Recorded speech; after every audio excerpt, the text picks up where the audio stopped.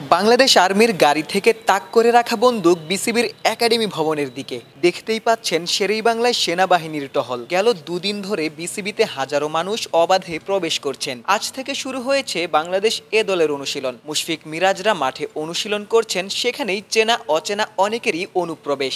সঙ্গত কারণেই প্রশ্ন চলেই আসে, ক্রিকেটারদের নিরাপত্তা কোথায়?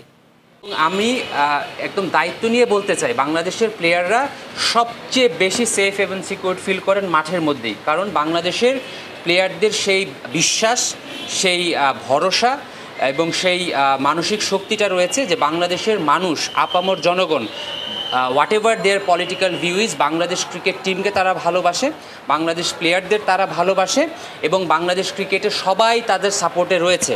তো বাংলাদেশের যারা প্লেয়ার রয়েছেন, বিভিন্ন টিমের সাথে রিলেটিভ রয়েছেন, অনেক প্লেয়ার এই গত কয়েকদিনের মধ্যে ইন্ডিভিজুয়াল ট্রেনিংও করেছেন।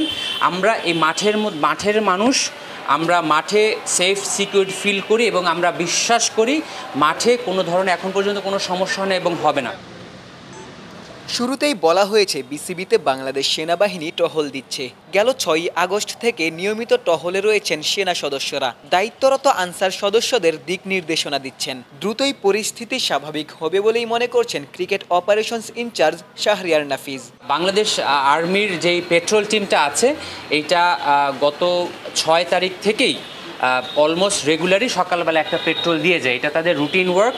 এটা সিকিউরিটি কোনো থ্রেটের জন্য না। তারা যেভাবে সারা দেশে পেট্রোলিংয়ের মাধ্যমে আমাদের আইনশৃঙ্খলা পরিস্থিতি বা সার্বিক পরিস্থিতি নিয়ন্ত্রণ করার চেষ্টা করছে, সেটারই একটা অংশ। এবং সেভাবেই আজকে প্রতিদিন সকালবেলায় আর্মি একবার এসে যায়।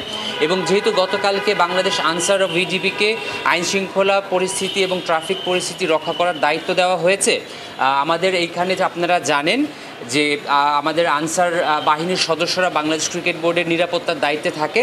তো তাদের সাথে দেখা করা, তাদের ইনস্ট্রাকশন দেওয়া এবং সার্বিক পরিস্থিতি দেখে যাওয়ার জন্যই তারা এসেছে। যেহেতু শেরেবাংলা ন্যাশনাল ক্রিকেট স্টেডিয়াম একটি জাতীয় গুরুত্বপূর্ণ প্রতিষ্ঠান, এটা তারা রুটিন ওয়ার্ক হিসেবেই করছে। সদ্য সাবেক সরকারের সাংসদ সাকিব আল হাসানের নিরাপত্তা নিয়েও প্রশ্ন উঠেছে। নাফিজ জানান, সাকিব এখন শুধুই ক্রিকেটার। সাকিব সহ অন্যান্য ক্রিকেটারদের সর্বোচ্চ নিরাপত্তাই নিশ্চিত করা হবে। সাকিব আল হাসান এখন একজন ক্রিকেটার। তার গতকালকে আসছি ভাই, জি। সাকিব আল হাসান গতকালকে রাষ্ট্রপতির আদেশ অনুযায়ী সাকিব আল হাসান এখন আর সংসদ সদস্য নন। তো উনি একজন ক্রিকেটারই রয়েছেন। তো প্রত্যেকটা মানুষেরই তো সিকিউরিটি কনসার্ন রয়েছে। সো ওইটার উপর ডিপেন্ড করে আমরা আমাদের যে অ্যাক্টিভিটিসগুলো আছে সেভাবে পরিচালনা করব। শেরেবাংলা জাতীয় ক্রিকেট স্টেডিয়াম থেকে ক্যামেরায় আমিনুল ইসলাম সুজনের সঙ্গে গোলাম সারোয়ার, ক্রিকেট 97।